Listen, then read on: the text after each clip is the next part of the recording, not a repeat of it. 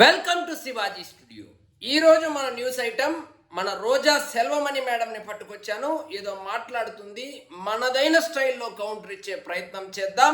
మీకు ఈ వీడియో నచ్చినట్లయితే లైక్ చేయండి, షేర్ చేయండి, ఛానల్ మాత్రం సబ్స్క్రైబ్ చేసుకోవడం మర్చిపోవద్దు. చూద్దాం పదండి, మేడం గారు ఏదో మాట్లాడుతున్నారు.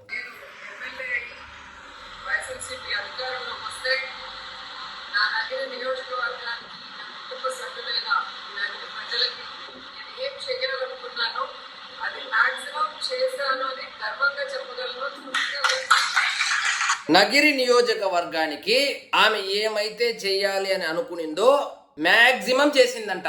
మ్యాక్సిమం చేసి ఉంటే సరే, నేను ఈ ఓట్లు వాటి జోలికి వెళ్ళడం లేదు. మీ సొంత పార్టీకి సంబంధించినటువంటి ఎంపీటీసీలు, జెడ్పీటీసీలు, ఎంపీపీలు, వార్డు మెంబర్లతో సహా వైఎస్ఆర్సీపీ పార్టీని వదిలిపెట్టి తెలుగుదేశం పార్టీలో ఎందుకు జాయిన్ అయ్యారు? అంత అభివృద్ధి చేసినటువంటి మిమ్మల్ని కాదని ప్రత్యర్థి పార్టీకి ఓట్లేయమని ఎందుకు చెప్పారు?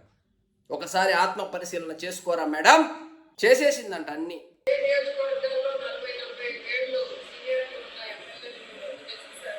చూశారు.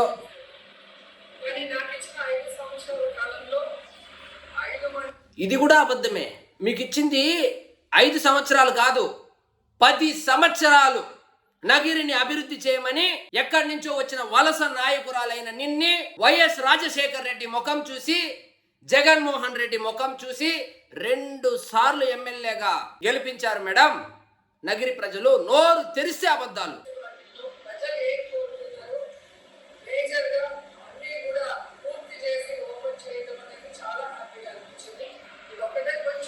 ప్రజలు ఏమి కోరుకున్నారో అన్ని తీర్చేసి చాలా హ్యాపీగా ఫీల్ అవుతా ఉందంట. మేడం, మీరు ఓడిపోయింది ఆషామాషిగా కాదు.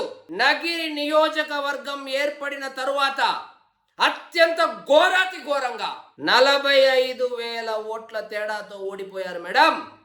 మరి అన్ని హామీలు నెరవేర్చి ఉంటే అంత ఘోరమైన పరాభవానికి కారణం ఏమంటారు మేడం?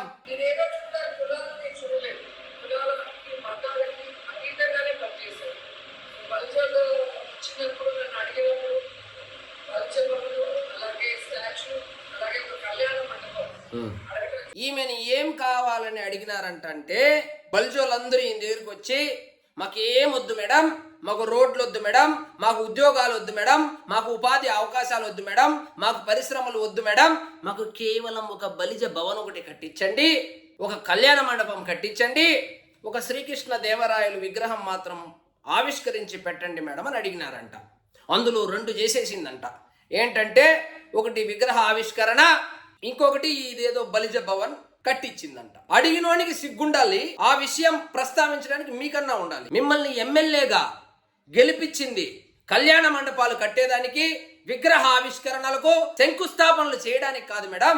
ఓ 15,000 ఇచ్చి ఒక విగ్రహం ఆవిష్కరించి, ఓ 5 లక్షలో 10 లక్షలో ఇచ్చి ఒక భవనం నిర్మించి ఇచ్చేసి అన్నీ చేసేశాను, మరి నాకు ఎందుకు ఓట్లు వేయలేదో అని అడగడానికి సిగ్గుగా అనిపించడం లేదా మేడం మీకు? అన్నీ చేసేసిందంట. అది కూడా చేయలేదు, ఆ 3 కూడా చేయలేదు. అందులో 2 చేసిందంట. ఇంకోటి చేసేదానికి ఇంకొకసారి గెలిపించాలంటే ఈమెని. అడిగిందే 3, ఆ 3 2 చేసింది. ఇంకొకటి కళ్యాణ మండపం కట్టించాలంటే ఈమెకి ఇంకొకసారి ఓటు వేయాలంట. నీకు కనుక ఇంకొకసారి ఓటేస్తే వద్దులే. వాడెవడో క్లాప్స్ కొట్టేవాళ్ళు చూడు.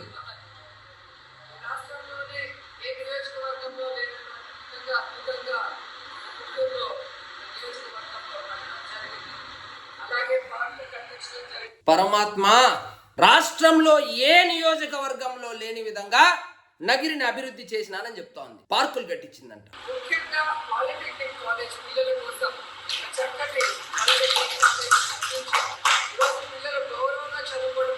పిల్లలు గౌరవంగా చదువుకుంటున్నారంట. యాడనో పాలిటెక్నిక్ కాలేజ్ అది.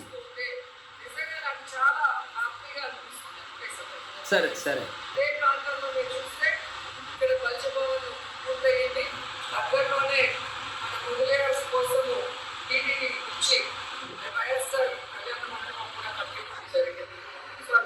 బలిజోళ్ళకి బలిజ భవన్ కట్టించిందంట. ముదిలియార్లకు కళ్యాణ మండపం కట్టిస్తుందంట, అది కూడా వైఎస్ఆర్ పేరు మీద కళ్యాణ మండపం కట్టించిందంట. ఏం మాట్లాడాలో నాకు అర్థం కావడంలే. మళ్ళీ పెద్ద పెద్ద స్టేట్మెంట్లు, నేను ఎందుకు ఓడిపోయినాను అని.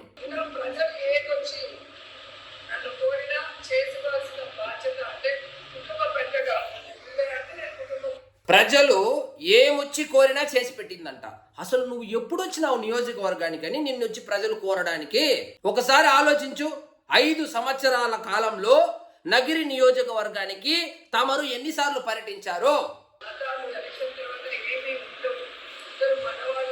అందరూ మనవాళ్లే, అందరూ మనవాళ్లే అని సొంత కార్యకర్తల దగ్గర, సొంత పార్టీ నాయకుల చేత కూడా కమిషన్లు తీసుకున్నారు, పదవులకు లంచాలు తీసుకున్నారనే ఆరోపణలు ఉన్నాయి తమరి మీద. అంత మనోళ్ళే అంట. మీ దగ్గర మనా లేదు, తనా లేదు మేడం.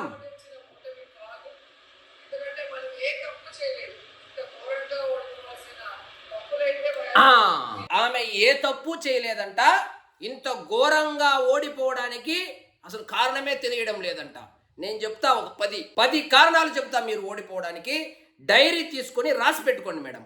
గాలేరి నగిరి ప్రాజెక్టును పక్కన పెట్టి గాలి మాటలతో ప్రెస్ మీట్లు పెట్టి గాలి కబుర్లు చెప్పడం వల్ల మీరు ఓడిపోయారు మేడం. నగిరి రైల్వే గేటును పక్కన పెట్టి పవన్ కళ్యాణ్ ని అసెంబ్లీ గేటు తాకనివ్వను, పొద్దున స్నానం కూడా చేయనియను పంచ్ డైలాగులు కొట్టుకుంటూ కాలయాపన చేసి 5 సంవత్సరాలు టైం పాస్ చేసినందుకు మీరు ఓడిపోయినారు మేడం. చాలా చిన్న సమస్య రైల్వే సమస్య, కనీసం అది కూడా తీర్చలేకపోయారు. అభివృద్ధి అంటే 2014కు ముందు మీ ఆస్తులు, 2024లో ఇప్పుడున్న మీ ఆస్తులు కాదు మేడం. కేవలం మీ ఆస్తుల మీదే, మీ ఆస్తుల అభివృద్ధి మీదనే దృష్టి పెట్టి నగిరి అభివృద్ధిని గాలికి వదిలేయడం వల్ల మీరు ఓడిపోయారు మేడం. రాజకీయ నాయకులు లంచాలు, కంచాలు, కమిషన్లు తీసుకోవడం పరిపాటి. కానీ మీరు నగిరి నియోజకవర్గంలో సొంత కార్యకర్తల దగ్గర, సొంత నాయకుల దగ్గర కమిషన్లు తీసుకోవడం, లంచాలు తీసుకోవడం వల్ల ఓడిపోయారు మేడం.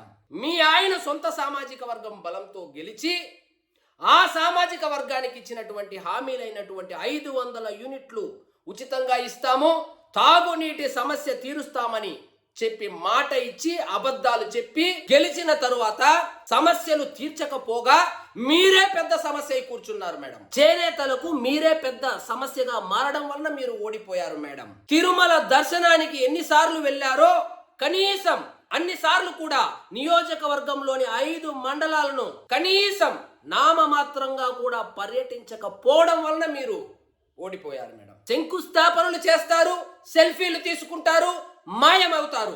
ఆ శంకుస్థాపన మీద కనీసం ఒక ఇటుక కూడా పేర్చలేకపోవడం వలన మీరు ఓడిపోయారు మేడం.